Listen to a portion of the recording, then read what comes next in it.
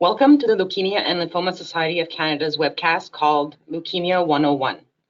This webcast is the first of a series of training for oncology nurses and allied healthcare professionals. Let us begin the presentation. My name is Sonia Muto, Community Program Coordinator for the Leukemia and Lymphoma Society of Canada. I will be the host for this evening's online event. During the webcast, you will hear only my voice and that of the speakers. Since there are many of you, questions may be asked at the end, but only online by using the chat function. The presentation will last approximately 1 hour and will be followed by a 15 to 20-minute question and answer period. This presentation is being recorded, therefore you will be able to listen to it again on our website while following along on the PowerPoint presentation. We will send you email notification once it becomes available online. Next slide, please.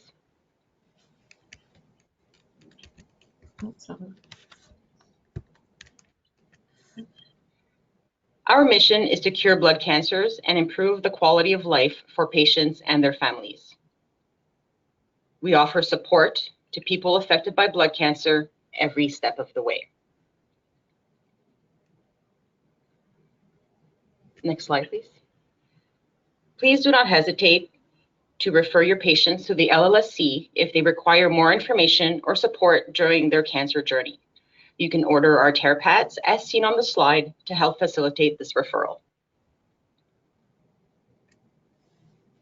We have several informative tools on our website, llscanada.org. Through our website, you may also access our educational video library. I would now like to introduce our speakers for this evening, Laurie Holmes, nurse educator at the Ottawa Hospital, and Amber Killam, nurse educator also at the Ottawa Hospital. We are thrilled to have them presenting tonight. Over to you, Laurie and Amber. Great, thank you all for joining us tonight. We're excited to work with LLSC in presenting this topic. We both came from solid tumor world and now dabble in the liquid tumor.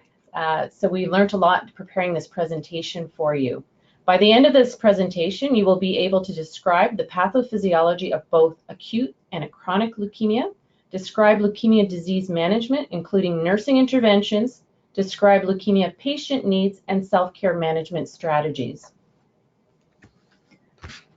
The outline of the presentation, we decided to go with a different format than we're used to doing when we provide unit orientation in our institution because we only have an hour with you. So we're going to do a general overview of the pathophysiology of leukemia, including the risk factors, an overview of leukemia signs and symptoms and diagnostics. And then for each of the types of leukemia, we're going to go through the treatment pathway, the side effects, and symptom management. So what is leukemia? Leukemia is a cancer of the blood and bone marrow. It is a malignant progressive disease in which the bone marrow and other blood-forming organs produce increased numbers of immature or abnormal leukocytes. There are 4 main types: your acute lymphoblastic leukemia ALL, acute myeloid leukemia AML, chronic lymphocytic leukemia CLL, or chronic myeloid leukemia CML, based on the cell type. For each type of leukemia, patients are affected and treated differently. Acute leukemias are each composed of young cells known as lymphoblasts or myeloblasts, blast cells. They progress rapidly without treatment. So I think of this as my teenager refusing to grow up and invites all the friends over for the party. Chronic leukemia have fewer or no blast cells. They progress slowly compared to your acute leukemia, even without treatment. The incidence and mortality. In 2017, the Canadian Cancer Society estimated that 6,200 Canadians were diagnosed with leukemia. Of that, in that year also, 2,900 Canadians died of leukemia. As you can see by the numbers, with most hematological malignancies, there is a higher incidence in men than women. Overall, blood cancers account for 11% of all cancers, and leukemia is 27% of blood cancers. So before we can dive into the pathophysiology of leukemia, let's do a quick review of hematopoiesis, which is the production of all types of blood cells, including the formation, development, and differentiation of blood cells. Every blood cell starts its life in the bone marrow as a hematopoietic stem cell. Those stem cells are pluripotent, which means they can give rise to both myeloid or lymphoid blood cells. The hematopoietic stem cell is either going to differentiate into a myeloid or a lymphoid stem cell. Sometimes we call these precursor cells or blasts. This differentiation is usually happening all the time, and new cells are continuously being created. If the hematopoietic stem cell goes the myeloid path, it can go on to be all sorts of specialized cells like red blood cells or erythrocytes, monocytes, granulocytes, or megakaryocytes. Alternatively, if a hematopoietic stem cell develops into a lymphoid cell, it'll mature into some other kind of leukocyte, a T cell, a B cell, or a natural killer cell of the immune system. These are referred to as lymphocytes. Once the blood cells form, they leave the bone marrow and travel around the blood or settle down in tissues and organs like the lymph nodes and spleen. In acute leukemia, the myeloid or lymphoid stem cells lose their ability to differentiate or mature into one of the specialized cells, and they start to build up. Since this is all happening in the bone marrow, the buildup also happens in the bone. So in the bone marrow, a normal blast count is usually 1 to 2%, and in acute leukemia, it's greater than 20%. When the blast cells start building up, they crowd out normal cells and interfere with their differentiation. Eventually, the blasts build up to a point where they're spilling out into the bloodstream, and that typically causes the white blood cell count to go up. The patient ends up presenting with loss of cells they would normally produce in the bone marrow. With chronic leukemia in both CML and CLL, cells mature only partially. These abnormal premature leukocytes don't work effectively, which weakens the immune system. In CML, cells divide way too quickly. In CLL, they don't die when they're supposed to. So we have this, it interferes with the development of the healthy blood cells, and they accumulate in the bone marrow and eventually spill out into the blood and crowd out our healthy cells, and we start to see cytopenias. Risk factors for leukemia. Leukemia is most common in people over 60, so it's an older disease. The most common types are AML and CLL. ALL is the most common form of leukemia in children, and each year about 3,811 children will develop leukemia. The good thing is that we have effective treatment and they have less genetic mutation, so they respond quite well to treatment. For most types of leukemia, the risk factors and possible causes are unknown.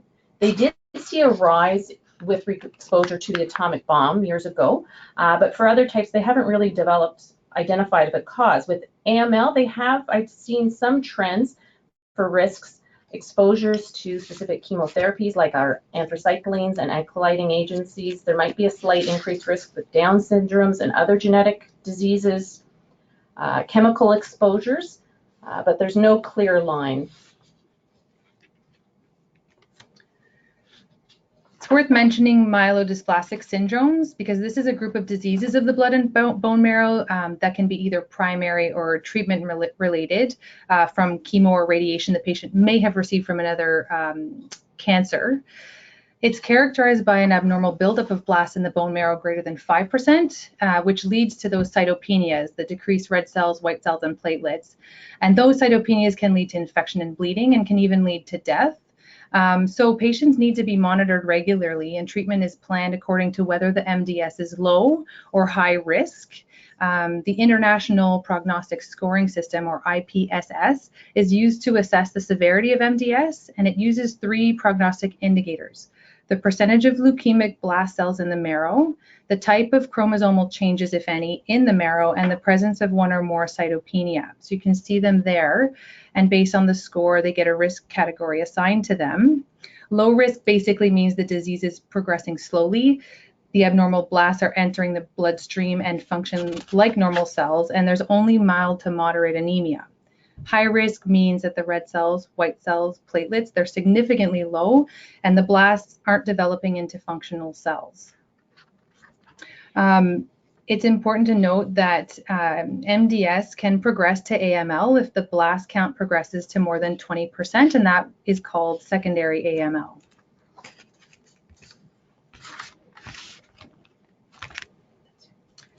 Signs and symptoms really vary based on the type of leukemia. For acute leukemia, there's rapid onset of symptoms. So the lower red blood cells or anemia can cause symptoms such as fatigue, weakness, shortness of breath, and pallor. Lower platelets or thrombocytopenia can cause bruising for no clear reason, bleeding, petechia. Lower neutrophils or neutropenia can lead to infections and fever. And other symptoms include aches in bones or joints. Bone pain is due to the expansion of the medullary cavity by the leukemia cells in the bone. People with chronic leukemia may not have any symptoms. Some patients only learn they have chronic leukemia after a blood test is done as part of a regular checkup. Sometimes a patient with CLL may notice lymphadenopathy or enlarged lymph nodes in the neck, armpit, or groin. They might feel tired or short of breath and have frequent infections if it's more severe. In CML, signs and symptoms tend to develop more slowly. People may feel tired or short of breath with their activities of daily living. They may also have splenomegaly, night sweats, and weight loss. So there are many different diagnostic tools that are used to identify and classify a leukemia and also to measure response to treatment. CBC being the initial one, as we mentioned, and then now bone marrow, aspirate, and biopsy. Blood cells are made in the marrow. Examination of marrow determines whether cancer or another disease is affecting the blood cell production. Changes to blood cells can be detected in the marrow before they are picked up in the peripheral blood. Of note, some patients do require, this is not a pleasant procedure. If you've ever watched or assisted, using a large bore needle, accessing into the bone, and then also taking a core of the bone for your biopsy. So some patients do require sedation and analgesics with this procedure. The immunohistochemistry involves staining to identify antigens and proteins in cells of the tissue section under the microscope and aids in the diagnosis and classification of leukemia. This is where I started to get confused about leukemia because we get into all these CD markers and different things. Flow cytometry is a method to measure the number of cells in a sample, the percentage of the different types of cells in a sample, and certain characteristics of cells, like their size, their shape, the presence of biomarkers on the cell surface. Each subtype of leukemia has specific patterns of biomarkers on their cell surface. So a sample of the cells is stained with a light-sensitive dye, suspended in a fluid, and injected into the flow cytometer, as shown in this image. The sample is focused to ideally flow one cell at a time through a laser beam, and they can do thousands of cells in a sample. And the light gets scattered. The light scattered is characteristic to the cells and their components. So cells can also be labeled with fluorescent markers. So the light is first absorbed and then emitted in a band of wavelengths. The measurements are based on how the light-sensitive dye reacts to the light source of the flow cytometer. Cytogenetics is the study of chromosomes, taking you way back for anybody in nursing school to your early days of nursing school or even your high school biology classes. So cytogenetics studies the chromosomes and how changes in their structure and number can relate to disease. Cytogenetic techniques include routine chromosome analysis or karyotyping, and that helps determine the number and appearance of chromosomes in the nucleus. Common changes include acquired translocation of chromosomes, monosomies or deletion of part of or all of certain chromosomes, and trisomy, where there's too many chromosomes. And another technique for molecular genetics is FISH, which we'll show in the next slide. But it's important to note that cytogenetics are the most important prognostic factor in patients with newly diagnosed acute leukemia.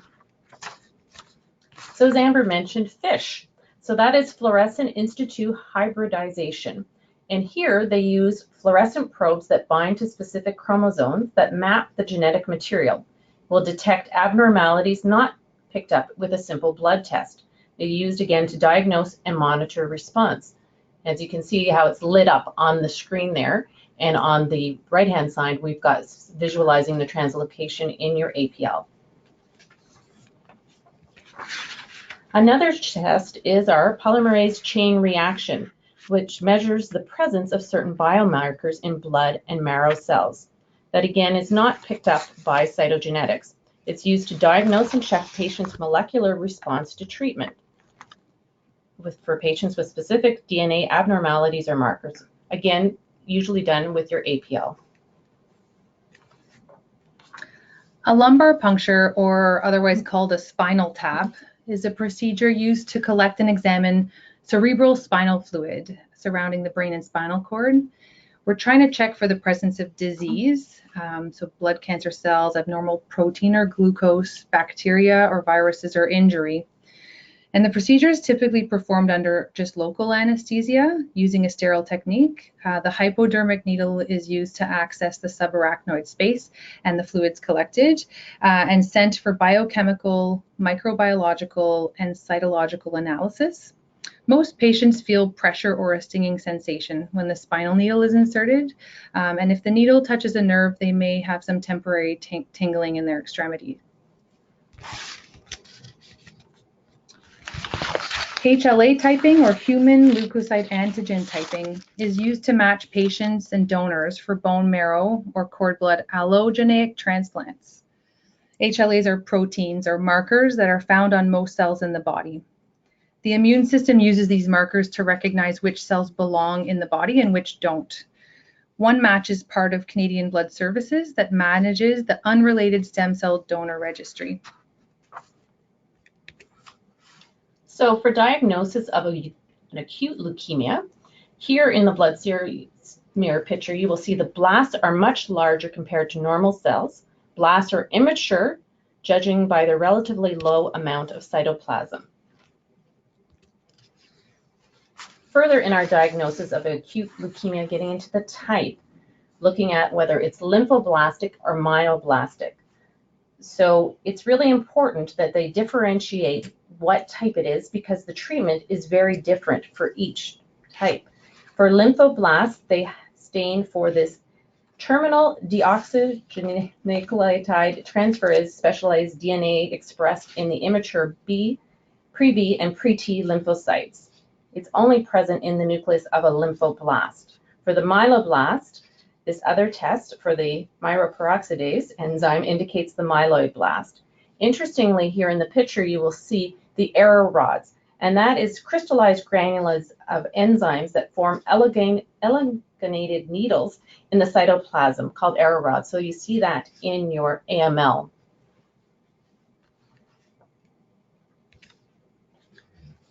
For the diagnosis of ALL subtypes, if you go back to that hematopoietic stem cell lineage when we talked about hematopoiesis, where lymphocytes go on to either be B or T lymphocytes, there is a step in between where they become either B lymphoblasts or T lymphoblasts. So we need to determine which type of lymphoblast it is based on surface markers to figure out which subtype of acute leukemia the patient has. Most commonly seen are B lymphoblasts or B-ALL. Surface markers to look for are C10, C19, and C22. Treating B-ALL usually involves chemo, and there's usually a very good response. One thing to remember is that the chemotherapy goes into the blood, but it can't cross the blood-brain barrier, so patients will need prophylactic injection of chemotherapy to the CSF, which we'll talk about later. If you look more closely at the abnormalities in their chromosomes, we can get an idea of the prognosis. If they have a translocation of chromosome 12 and 21, they'll usually have a pretty good prognosis, and this tends to happen more in children. If they have a translocation of chromosome 9 and 22, sometimes called Ph positive or Philadelphia chromosome, they have a pretty poor prognosis, and this is seen more in adults. Less commonly seen are the T lymphoblasts or T-ALL. they usually express surface markers that range from CD2 to CD8. And unlike the BALL, these blasts do not express CD10. It's called acute lymphoblastic lymphoma and not leukemia. A helpful mnemonic with TLL is that it usually presents as a thymic mass, T for thymus, and happens most often in teenagers, T for teenagers. And it's called lymphoblastic lymphoma because the malignant cells form a mass, and that's why we don't call it leukemia, where the malignant cells float around in the blood. So this slide is shown for you just to give you an idea of all the subtypes for ALL, and this is the 2016 World Health Organization classification of lymphoblastic leukemia lymphoma.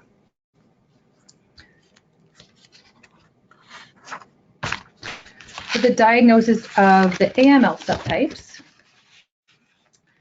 As we discussed, AML is the malignancy of the myeloid lineage that develops really rapidly. So treatment needs to be initiated rapidly after diagnosis.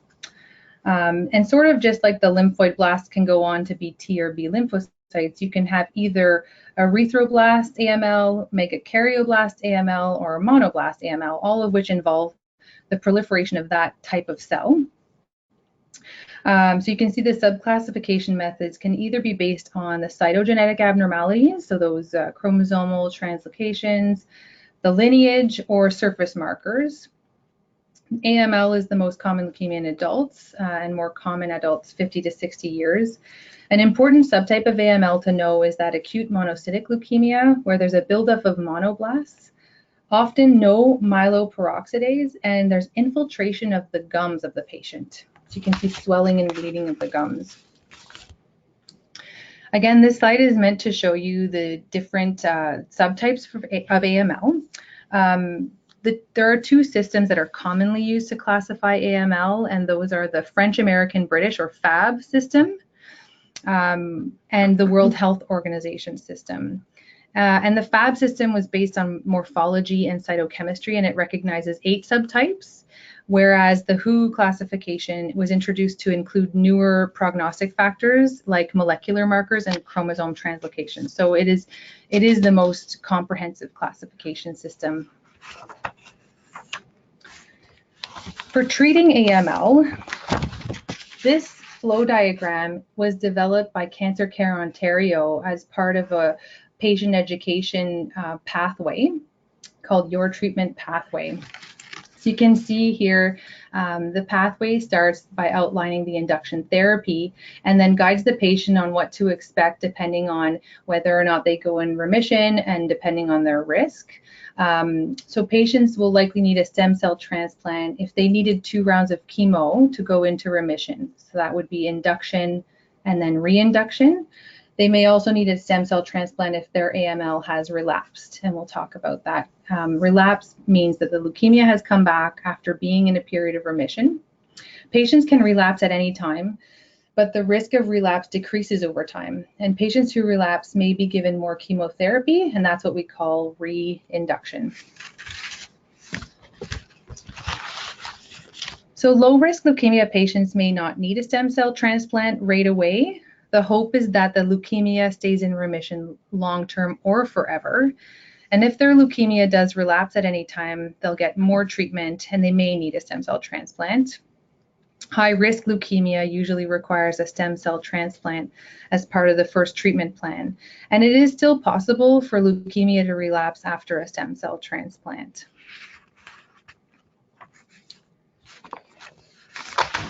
So AML treatment includes general supportive therapy, such as blood transfusions, antibiotics, antifungals, antivirals, hydration, electrolyte replacement therapy. AML treatment is generally done in 2 phases, induction therapy and consolidation or post-remission therapy. where there can be central nervous system prophylaxis and additional maintenance therapy, plus or minus a hematopoietic stem cell transplant, which would allow the delivery of really high doses of myeloablative chemotherapy and or radiation therapy, and an allogeneic donor matched or unrelated to rescue the bone marrow and elicit that graft versus leukemia effect. We have this table here just to highlight the fact that there are other factors that affect the decision for a patient to undergo a stem cell transplant. And some of those factors include age, because younger people tend to tolerate stem cell transplant better and usually have fewer complications. However, we are seeing a trend in Ottawa to offer transplant to older patients, and there is evidence to support this. Characteristics of the disease is another factor, so the type and stage and how sensitive the cancer is to the chemo, whether the patient's in remission or has had a relapse and the chance of relapse after the transplant. And then another big factor is their overall health and comorbidities. So some centers will use the ECOG or the performance status measurement. So people that have major health conditions like lung, heart, or kidney disease might not be suitable candidates.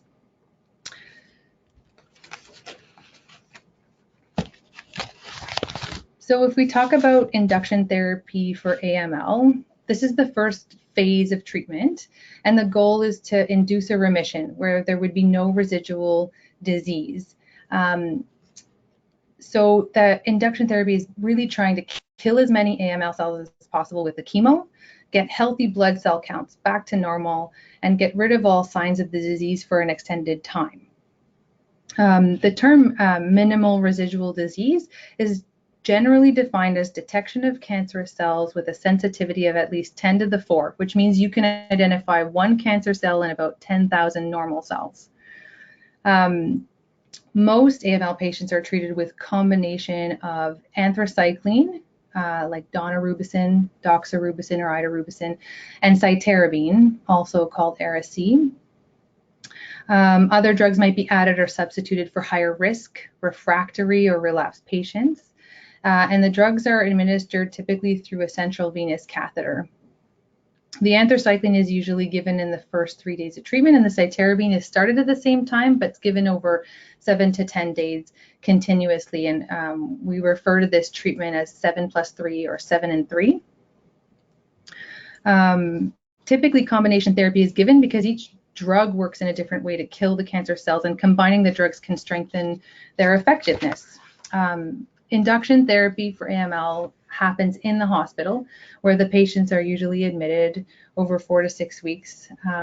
Although patients may have to go through several rounds of induction before they go into remission, usually the same drugs are used. We do have a new treatment that we're seeing here. We just wanted to mention it's awaiting Health Canada approval and indicated for secondary AML or therapy-related AML called Vyxeos, and it is daunorubicin and cytarabine, but it's a liposome for injection. So we're starting to see that show up in our centers, and we're going to be seeing it's given IV, but yes, it's liposomal.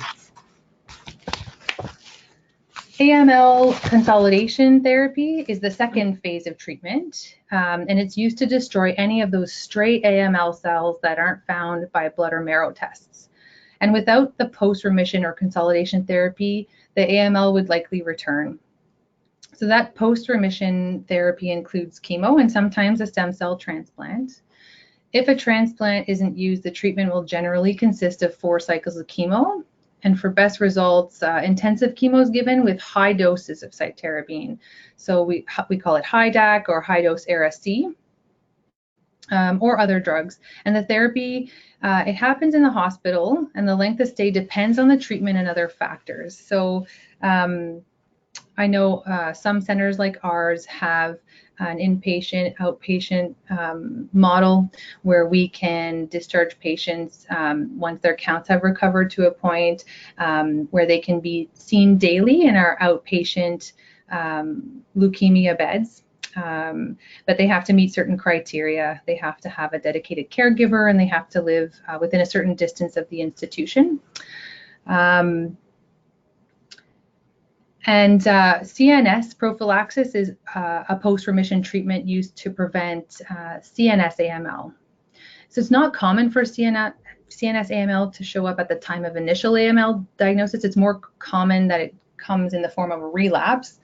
After a patient reaches remission, they might be tested for CNS AML by spinal tap, and chemo drugs would be injected into the spinal fluid using a treatment called intrathecal therapy. And additional maintenance therapy, so researchers are studying some forms of less intensive chemotherapy to help improve overall survival rates for patients after they finish their consolidation treatment. And that type of low-dose chemo is called maintenance therapy.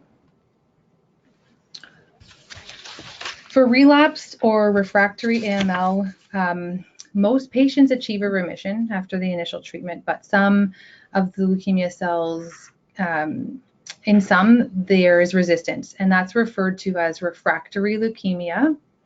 For refractory AML, treatment options might include drugs that weren't already used in prior treatments, or conditioning therapy followed by an allo stem cell transplant.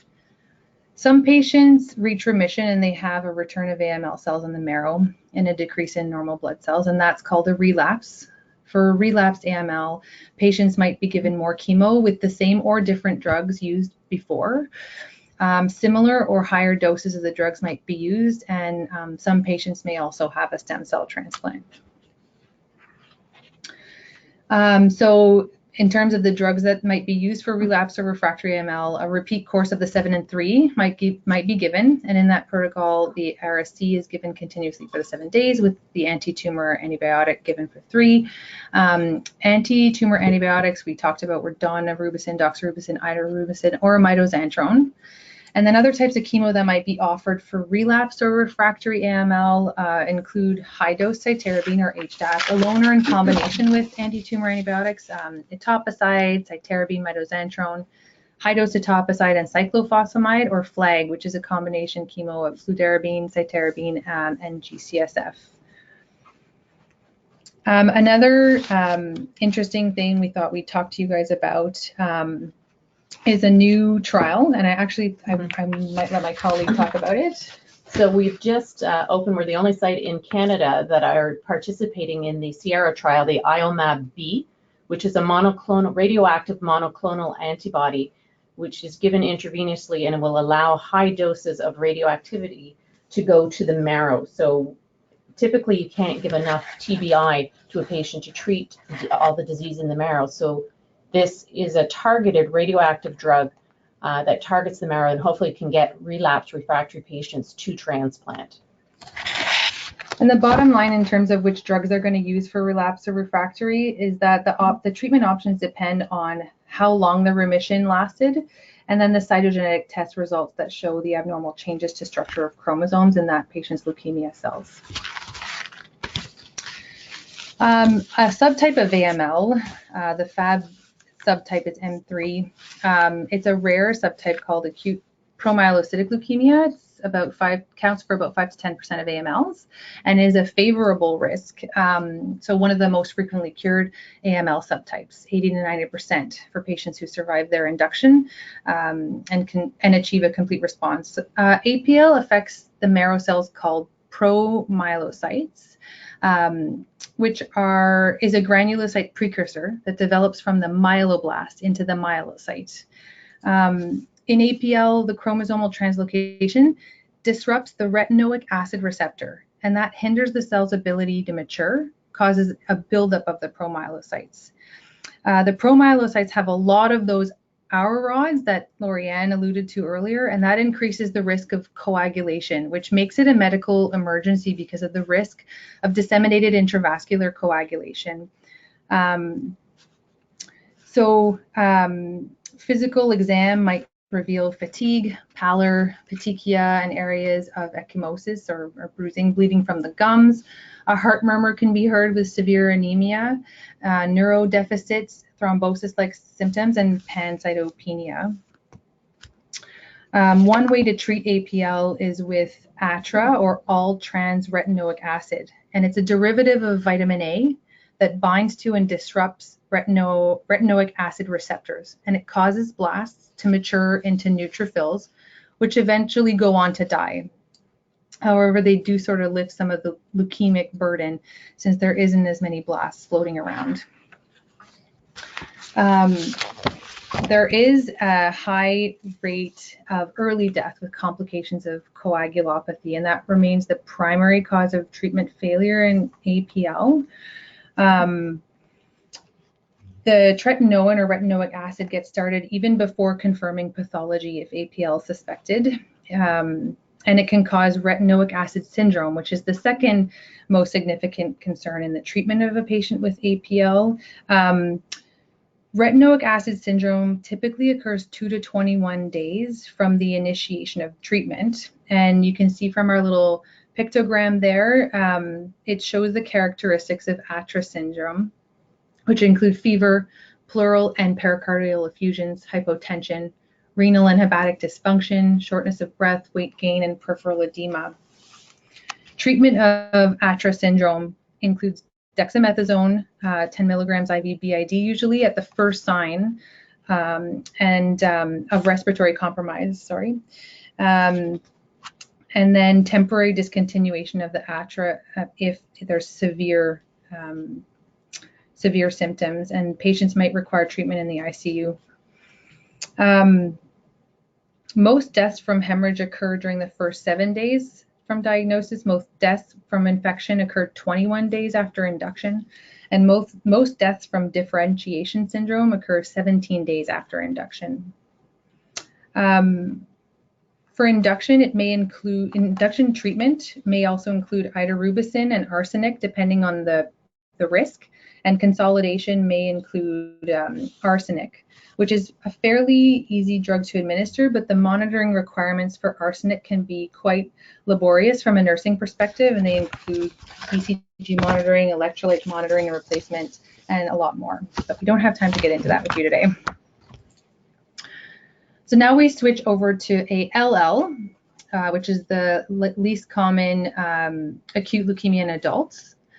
And we'll go through the phases like we did for AML. So the first phase, again, is induction therapy, and it's to induce that remission. And similarly to AML, the induction therapy is trying to kill as many ALL cells as possible, get the blood cell counts back to normal, and get rid of any signs of the disease for an extended period of time. And the induction therapy is usually done over 4 to 6 weeks in the hospital.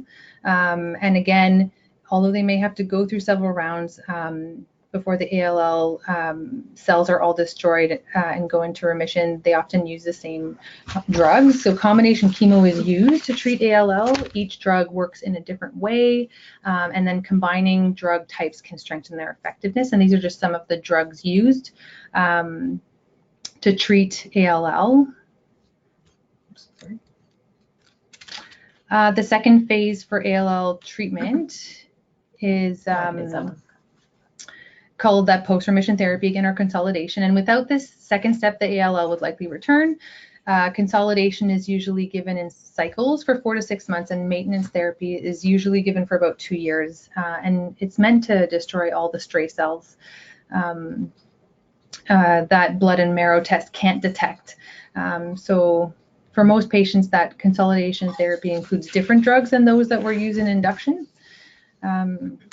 And factors to be considered when you're deciding the type of post-remission therapy for a patient, it includes whether the induction therapy killed the ALL cells, the patient's ability to tolerate the intensive treatment, the cytogenetic findings, and whether they reveal certain changes to chromosomes, and the availability of a stem cell donor. I just wanted to mention that prognosis in ALL is a lot better in children.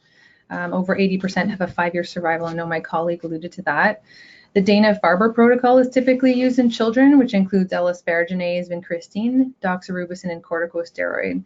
And that pediatric chemotherapy regimen is also being used more and more to treat young adults, ages 18 to 50, since recent evidence showed better overall survival and disease-free survival in this young adult population compared to the typical adult treatment protocols.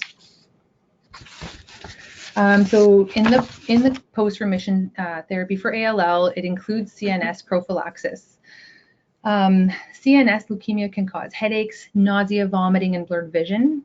And even if cancerous cells aren't detected once ALL patients are in remission, they still need to undergo CNS prophylaxis because the majority of them are going to develop CNS leukemia if it's not treated. So that's done by intrathecal therapy, where the chemotherapy drugs are delivered by lumbar puncture or spinal tap directly into the spinal canal, and that can be done with local anesthetic, like we mentioned before, or it can be done with sedation and anesthesia. The removed spinal fluid is examined for leukemia cells and then replaced by injecting fluid containing chemotherapy drugs like methotrexate, cytarabine, and hydrocortisone. Patients will need to undergo a lumbar puncture periodically to ensure that ALL cells are being killed.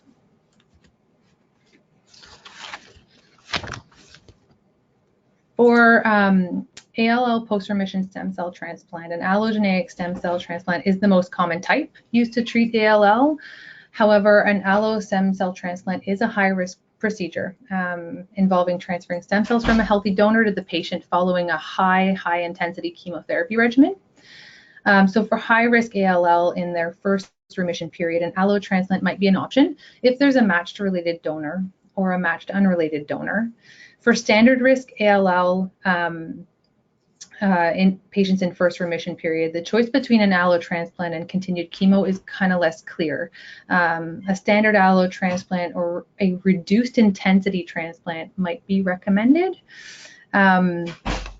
Complications of a stem cell transplant might occur from the effects of the conditioning regimen itself, but as well as from the transplant. And the major complications from a transplant are infections, interstitial pneumonia, veno-occlusive disease, graft versus host disease, recurrence, and graft failure.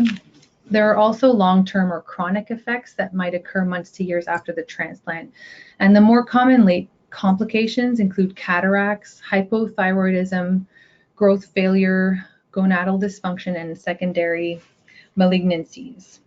I just wanted to mention the benefits and risks of a reduced intensity allo stem cell transplant haven't been clearly established for ALL patients, but patients who are too old or too ill to have a standard allo stem cell transplant might be candidates for a reduced intensity transplant if a suitable donor is available.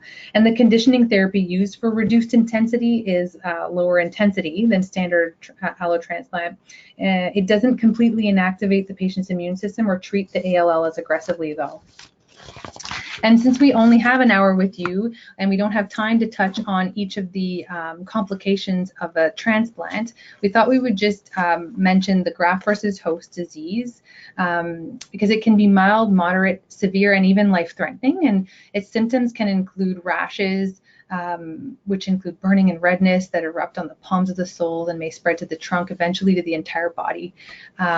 Blistering, causing the exposed skin surface to flake off in severe cases.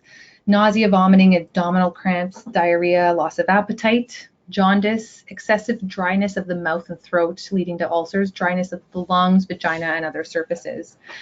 So 1 to 2 days before the stem cell infusion, patients take a regimen of drugs to help prevent GVHD, which includes cyclosporine, methotrexate, tacrolimus, Prograf, or sirolimus. And those regimens suppress the immune system, and patients may need to continue to take them for many months after transplant. And then typically glucocorticoids like methylprednisolone or prednisone combined with cyclosporine can be used to treat acute GVHD. For relapsed or refractory ALL, they may be given more chemo with the more intense doses of the same or different drugs that were given previously. And some patients may also have a stem cell transplant or be part of a clinical trial. Therapy options depend on the duration of the remission and the cytogenetics again. And refractory patients, options include treatment with drugs not used before, a clinical trial, or an allo stem cell transplant. And this is a list of some of the common drugs used in combination to treat relapsed or refractory ALL. So another exciting advance happening now with relapsed refractory ALL is the CAR T cell. So chimeric antigen receptor T cell therapy is a cellular immune therapy. Presently, some of our patients, it's not approved in Canada except in clinical trials. We have patients going to the States. The category are patients under 25 with recurrent ALL. Many of these patients have already undergone a transplant. It's an exciting time. Health Canada, we are in Canada in the process of getting Health Canada approval. There are a lot of different trials, a lot of development in the lab to look at this as a potential treatment for patients with relapse and refractory ALL. So we'll focus now a little bit on your chronic leukemia. And Amber had a great time finding this osmosis YouTube video, which simply gave a good explanation. In CML, there are increase in your granulocytes and monocytes. And in CLL, there's often smudge cells, immature B cells that have broken into smear. Again, with your chronic, is very slow growing. Usually patients don't have a lot of symptoms initially, and it many times is picked up with just a simple blood test. Here is a sort of a pictogram of the processes that happen. So with your chronic myeloid leukemia, there is a chromosomal translocation. Here again, we see the Philadelphia chromosome, where we have chromosome 22 and chromosome 9 breaking off and translocating. This will be seen in 95% of your patients with CML. What happens then is the myeloid leukocytes, especially your granulocytes and monocytes, build up, they stop maturing and divide quickly. Here you will see the patient, along with the anemia, fatigue that progresses, will develop a buildup of these cells in your spleen and liver. With the chronic lymphocytic leukemia, we also have chromosomal abnormalities that interfere with the B cell receptors. The lymphoid lymphocytes stop maturing and die too slowly. Here we have the buildup, and we see, like the masses, because of the lymphoid, it builds up in the lymph system. With your chronic myeloid leukemia, there is different phases. CML accounts for about 15% of all leukemias, and it differs again because the malignant white blood cells appear mature and are well differentiated. It goes through these different phases. A chronic phase, where they're not usually symptomatic, and 80% of your patients will be diagnosed in this phase. There's just a slight elevation of your white blood cell, a little bit of blast in the blood, and otherwise they're just a bit fatigued. As the disease progresses, we have the acceleration, where they are becoming more symptomatic and there is more blasts in the bone marrow. In the blast phase, there's greater than 20% in the peripheral bloodstream. So here we now have developed an acute leukemia, and we have the same complications, potential complications of tumor lysis syndrome, hyperleukosis, hyperviscosity. Your prognostic factors depend on the phase of CML, your age of your patient. So the older patient, it's worse. If you're in the accelerated or blast, it's more of a problem. How big is the spleen, the platelet count, and the percentage of blasts. Now the treatment, CML is not curable. We control it. It is curable with an allogeneic transplant. And that was the historic treatment years ago. It was the only treatment. And I know one of our nurses here was an outlier, had it at 15, and my godfather had it in his late 30s. So they both went through a bone marrow transplant. Now we have this new drug, these tyrokinase inhibitors that can target and activate the BCR-ABL on the molecules here. So it's great. It was changed the world of CML totally, that we have a variety of different agents that can use to treat this. The choice of therapy is based on your pre-existing health, the age, risk score. So this is a new thing in that we're using oral therapies to help control this disease. So it's really important that we spend a lot of time teaching the patient how to take their medication, when to take their medication. There are a lot of drugs and supplements that will interact with this medication. So it's spending a lot of time teaching. Patients can, what they found initially, Gleevec was, the hero in this, that came in and did such amazing things, and all of a sudden we saw patients responding and having no evidence of the disease. But then all of a sudden they saw people were developing resistance, and that's where we've had to bring in these other agents to try, if they have resistance to it. The other chronic is your chronic lymphocytic leukemia. So in chronic lymphocytic leukemia or small lymphocytic lymphoma, there is a different manifestation of the same disease here. So that's where you might see CLL or SLL. Both are the result of a change to the cell that has become a lymphocyte, progressive and uncontrolled accumulation of these abnormal cells. CLL will accumulate the abnormal cells in the blood, marrow, spleen, and lymph nodes, where SLL, the abnormal lymph nodes, will pool in the marrow and the lymph nodes. So this is a most common leukemia in adults in Western countries. Interestingly, it's very low in Asia, and if people move from Asia, their incidence doesn't increase, so it's not a dietary factor. There's a familial predisposition. It is again in your older people, mostly over 70, very rare in children. A lot of patients, there's a very prolonged course with this disease, and many will die of other things rather than the disease itself. There is two staging systems they use to stratify the risk, patient risks, the Raj staging system or the Binet system. Here, 80% of your patients will have cytogenetic abnormalities, a lot being the del-15p or the del-11q is what you will see. There is something else, a complication of your CLL called the Richter's transformation, is where it can transform into a diffuse large B-cell lymphoma.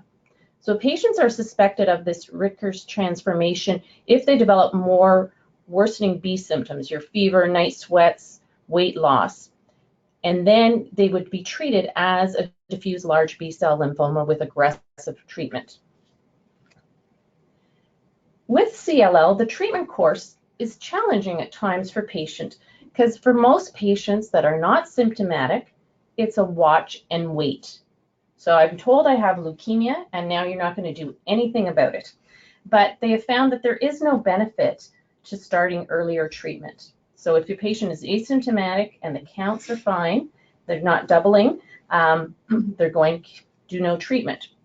There is then many other oral treatments that we will use, or we will use combination therapy for patients. And they decide what therapy they're going to use based on, again, your patient's age, the genetic risk profile. So your younger patients, that's younger being 65 to 70, will have intensive immunochemotherapy.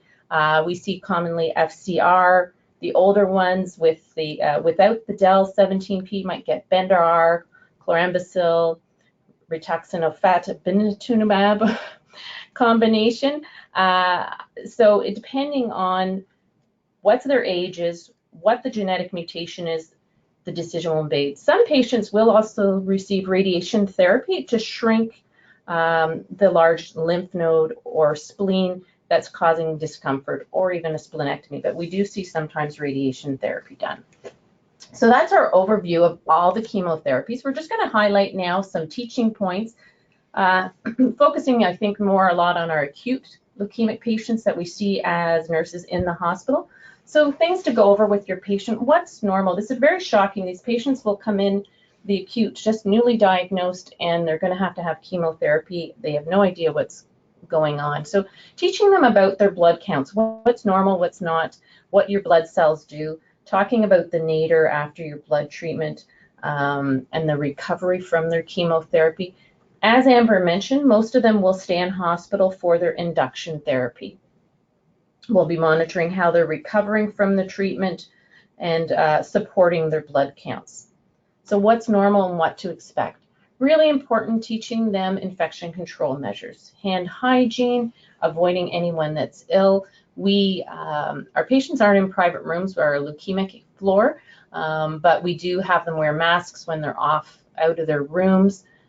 There's some other little great guides from Cancer Care Ontario on self-management with fatigue, mucositis, all the different side effects you might see from their chemotherapy. But they're expected to stay in hospital with us about 4 to 6 weeks, depending how their course is. Nursing care, so with the acute, we need to get in and treat them right away. So on occasion, you can look at doing some fertility support. discussions with them. It's a little more challenging for your women than for males, but we do have that discussion with our patients. Making sure you get a height and weight as soon as they come in, because we're going to be starting chemotherapy as soon as we can. And then we're going to be monitoring their weight regularly, looking for side effects of the treatment, tumor lysis, and what else is going on with them. We do daily blood work on their patients. It's really important that we are doing routine vitals monitoring. These patients can get sick really quickly.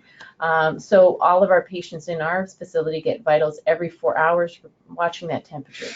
So you're watching them very closely for some of the side effects of their treatment and their disease processing. So infection is a big thing. They're at risk for DIC, sepsis, tumor lysis, neutropenic enterocolitis. We have at our hospital a medical directive to start antibiotics based on their counts, but again, getting drug within an hour is critical for our patients. Temperature monitoring, teaching your patient how to take their temperature is important. Do they have a thermometer? Watching for risk of bleeding. Other supportive therapies during treatment, so our patients will get prophylactic antibiotics, antivirals, and antifungals to prevent and fight infection. They may, depending on their disease, get growth factor to help the bone marrow recover from the chemotherapy. Transfusion, we at our facility have parameters for transfusion, routine transfusion of blood cells, red blood cells, and platelets, depending on what is going on. We use irradiated blood products because they are going to get so many blood products. We don't want to have them develop a transfusion-associated graft versus host. Drugs to treat tumor lysis. In the adult population, we're using allopurinol well, we don't tend to use respiratory as much in the adults. They're starting to see it more, but hydration is important. Alkalinity of your urine is something we monitor. Initially, when they come in, especially your AML patient might be at high risk with the high white blood count, and we'll have to do leukapheresis initially to bring that count down. This is just a supportive framework that Margaret Fitch had developed, looking at your patient, the principles of supportive care framework. The patient with leukemia is in the middle, and the different domains where they might need support throughout their treatment. And again, affecting the whole patient. There's so many things going on. They're thrown into this totally new environment, unexpected. They're told they have leukemia, they need to start chemotherapy right away. We keep them in hospital. They're going to have all these major side effects. So it affects their whole being. So it's really important to take that in consideration and support, and how getting our multidisciplinary team involved in supporting the patient and their family as they are diagnosed. Next slide. So we just highlighted the different domains. Yeah. Sorry, I was wondering why the slide looked different than the one I had. Amber had to push the buttons. So we just tried to outline some of the key things to consider from a nursing perspective based on the domain. So for the physical domain, Laurie mentioned the oncologic emergencies, neutropenic enterocolitis, impaired immune function, treatment and disease-related symptoms like the nausea, diarrhea, mucositis, neuropathy. In terms of emotional needs, we can see there's studies that have shown higher distress scores in acute leukemia, higher rates of fatigue, depression, and anxiety, more prominent in the acute leukemia population. And from a practical perspective, acute leukemia patients can't work during treatment. Oral therapies can also be really costly. There's the issues around childcare, especially when they're neutropenic. That can be problematic. There are a lot of informational needs. They get a lot of information up front, and health literacy is definitely something that I know we're working on with our nurses in our institution, but it's definitely something that needs to be considered with these patients. They go through so many procedures and have so many aspects of their treatment that they need to learn about, and they have a lot of really difficult decisions to make as well around their treatment. And so we're running short on time, so we're just going to move on to our last slide to just highlight a couple of resources that are available for you. we have a special interest group through the Canadian Association of Nurses Oncology, the hematology and BMT special interest group. So if you're a CANO member, you can become part of the SIG for free.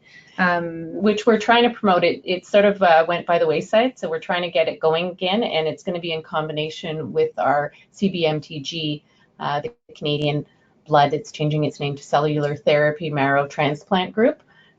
So it's nice to have the connection between the two and also get involved, and there's lots of different resources with CANO also.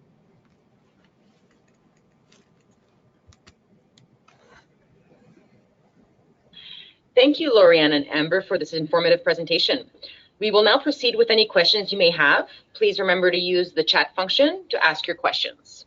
I already have a few questions for you. So the first question is, can you please define allogenic transplant?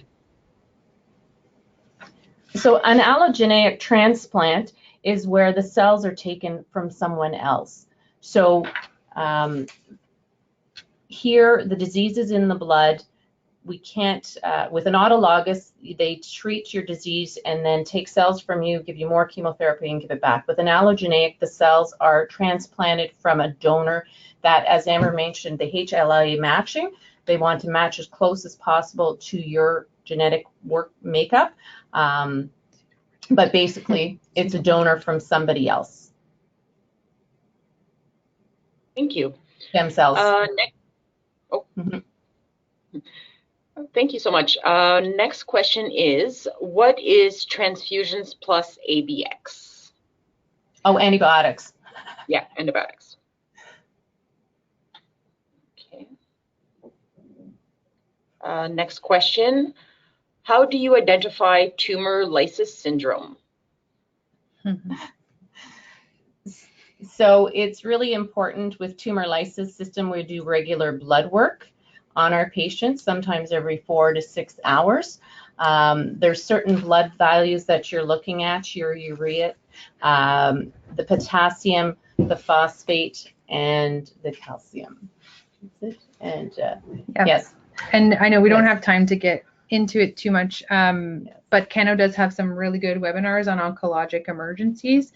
And like Lorianne mentioned, Osmosis also has some really great brief videos on some of the oncologic emergencies, including DIC and tumor lysis syndrome, that are definitely worth checking out. Excellent. Another question, what does DIC stand for? Disseminated intravascular coagulation or coagulopathy. Yeah. It's an abnormal process in your blood clotting and forming, and patients have a tendency to bleed. Yeah. Basically, we could go on for an hour just on that. We usually include a full 1 hour presentation and orientation on DIC, but if you want a really good recap, I really strongly recommend the Osmosis videos. Excellent. The next question, what does the term graft versus host mean? Yeah. No, so as in Amber's slide, what happens is usually we see the T cells, we see a reaction between the donor cells and the person's cells. And so we usually see in the skin, the gut, the liver, a reaction that will happen. So because again, we're trying to match, ideally, if everyone had a twin, we'd have a perfect match. But sometimes you'll see a reaction that will happen in the patients because there's that bit of an argument over who's boss in the body, is a simple way of saying it. So they see the reaction. We're having more advances with regards to graft versus host. We also give ATG before transplant and low-dose methotrexate post to, again, try to diminish this risk. And as Amber mentioned, you can have acute or chronic. Can be life-threatening. But yeah, but essentially, like, it's basically the donated cells attack the body. Mm-hmm. That's basically the most simple explanation. Excellent, thank you. Could you explain the diagram on the CLL phases slide? I think we went through that. Which diagram? The diagnosis with how it progresses through? Or, sorry, which one, CML did you say? CLL. Sorry, CLL. CML, not CLL phase slide. Okay, CML. Sorry, in the CML, this one. Oh, the phases. Oh, okay. We've got the, sorry, in the picture I've got the translocation of the 9 and 22. Sorry, what was the question again? It's asking just for explain the diagram and the CML phases. So the one with all the in the phases where we have chronic, usually they're not symptomatic. They might only have 2% blast. The accelerated, where they're more symptomatic, there's more blast involvement. And then in the blast phase is where, again, now it's more like an acute leukemia. They have over 20% blasts. They're anemic, they're thrombocytopenic. They're in crisis at this point.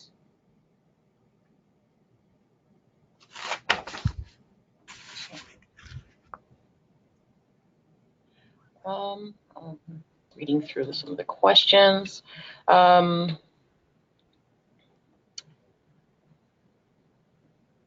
do we quickly manage the severe pain caused by spinal cord compression? Oh yeah. So we have, when we teach it here, we talk about RADs and ROIDs. So typically the pain management, we're going to want to start, usually we give like a high dose IV steroid, and the patient is promptly planned for like rapid planning for radiation therapy. And then obviously like we can use analgesia as well to manage the pain until the radiation therapy starts to work. Mm-hmm. It's not usually seen that often in leukemia, more in multiple myeloma, where we'll see a spinal cord compression. And again, some of these tumors are very responsive also to their chemotherapy.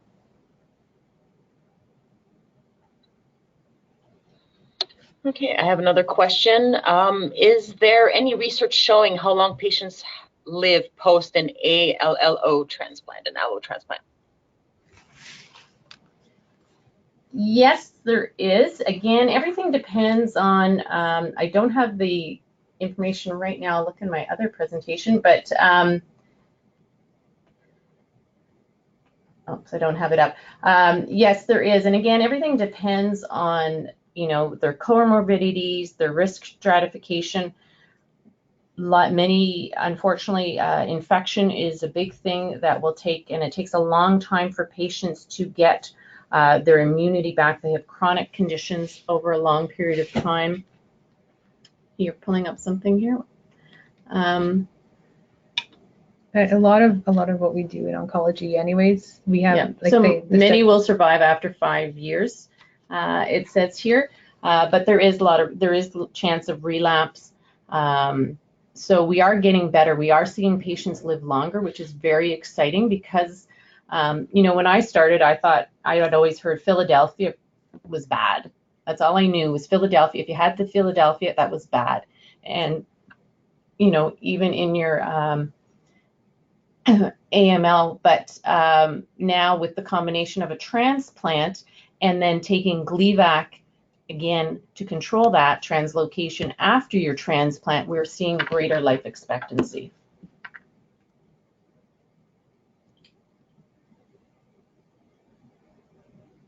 I have another question.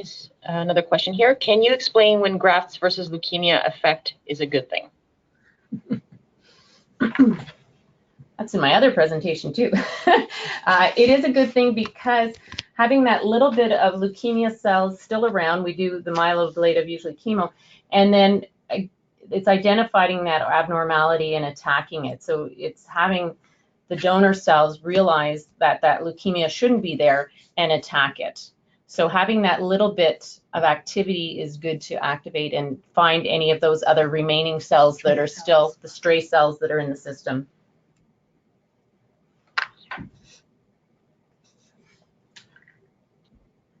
Okay, I have a Another good question here. If a patient is just over the age of 60 and is found to have a higher number of WBCs in their peripheral blood, and the physician just suggests to monitor their counts, why don't they have a BM aspirate done to find a more definitive diagnosis early? Good question. I guess it depends on the physician.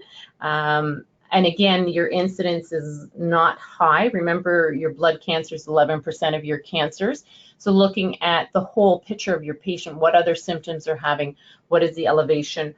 Again, with your CLL, it's usually a watch and wait, but it's nice to have a diagnosis. I would think an official diagnosis, but are they going to just check them in again a couple months and see what is going on with their blood counts? Is there any doubling going on?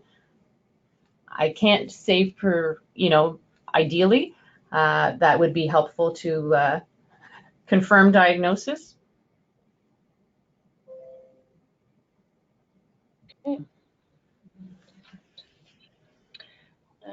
Okay, I have another one here. How often are the BMT matching databases update? Are patients checked daily, weekly, monthly, and for match from new donors? So that's with one match, is usually the service that we look out. If we don't have, initially, ideally, we'll look for a sibling donor. You have 1 in 25% chance that your sibling will be a donor. And again, with smaller families, we have less people to pull from and grab from.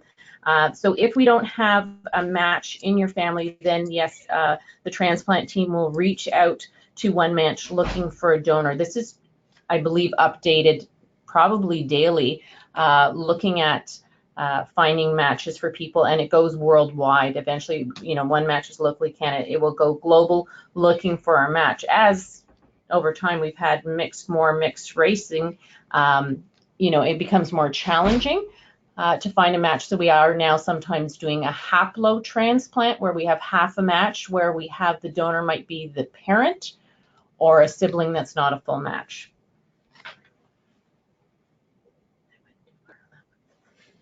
Okay, so I think that would be all the questions for this evening. Thank you. Thank you. So we would like to thank the Collings Family Foundation who made this webcast possible tonight. And thank you again to our speakers, Laurie and Holmes and Amber Killam, so much for this presentation. Do not hesitate to contact us if you need more information or to order our care pads by calling us toll free or by email at canadainfo@lls.org. Feel free to check our website regularly for the dates of our upcoming webcasts at llscanada.org/webcasts. Thank you again for joining us and have a great evening.